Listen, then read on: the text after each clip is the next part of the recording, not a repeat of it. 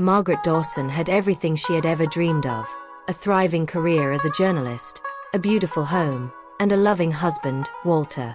Walter Dawson was a respected lawyer, a man known for his integrity and unwavering dedication. They had been together for nearly 15 years, weathering life's storms as a team. To the world, they were the perfect couple. But perfection, as Margaret was about to learn, was often just an illusion. It all started on a routine assignment. Margaret had been sent to New York City to cover a high-profile corruption case. That was where she met Henry Whitmore, a sharp and charismatic businessman. Henry had a magnetic presence, confident, intelligent, and dangerously charming. At first, their conversations were purely professional. Margaret had always prided herself on her ability to separate work from personal life. But Henry had a way of getting under her skin. His compliments were subtle yet intoxicating. His eyes filled with an unspoken understanding that made her feel seen in a way she hadn't felt in years. Margaret tried to resist. She reminded herself of Walter's unwavering love, of the years they had built together. But there was something thrilling about Henry, something forbidden. Late nights in the newsroom turned into stolen moments. Innocent coffee meetings evolved into long dinners filled with lingering glances.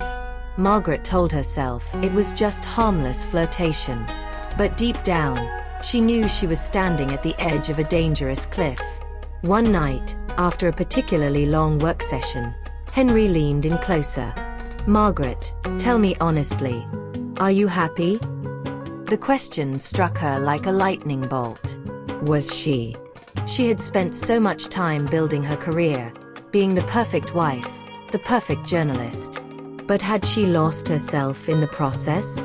Before she could answer, Henry's lips were on hers, and in that moment, Margaret's world shattered.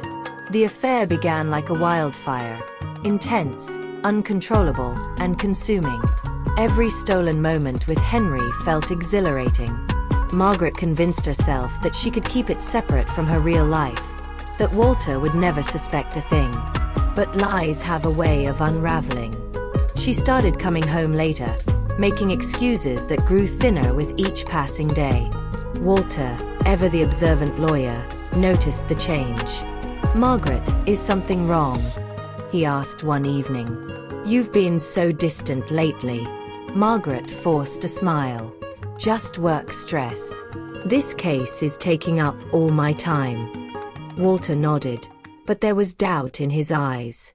One evening, after a passionate encounter with Henry, Margaret came home to find Walter waiting for her, his face pale, his hands trembling. "Where were you?" he asked, his voice eerily calm. "I told you I was working late," she replied, her heart pounding. Walter sighed and pulled out his phone. On the screen was a message from an unknown number. It contained a picture of Margaret and Henry, their hands entwined in a way that left no room for misinterpretation. "Who is he, Margaret?" Walter's voice cracked. Panic surged through her. "Walter, Don't lie to me," he snapped, his composure finally breaking. "I deserve the truth." Tears streamed down Margaret's face.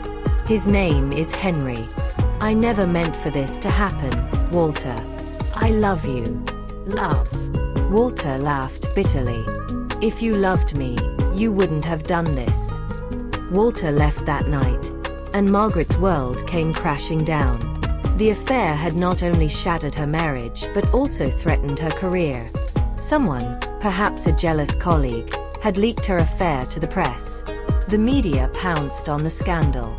Her reputation as a respected journalist was now tainted.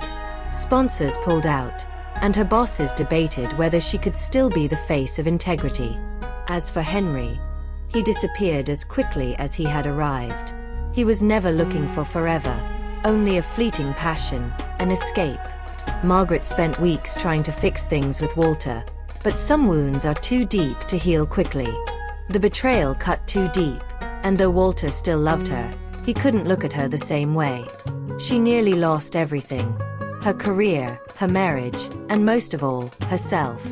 It took months of soul-searching, therapy, and hard work to rebuild her life. She resigned from her job, started writing a book about infidelity, and sought forgiveness, not just from Walter, but from herself. Walter, in time, forgave her, but they were never the same. Some scars never fade completely. Years later, Margaret sat in a quiet cafe, sipping coffee, reflecting on the choices she had made. The pain, the guilt, it never fully left. But neither did the lessons.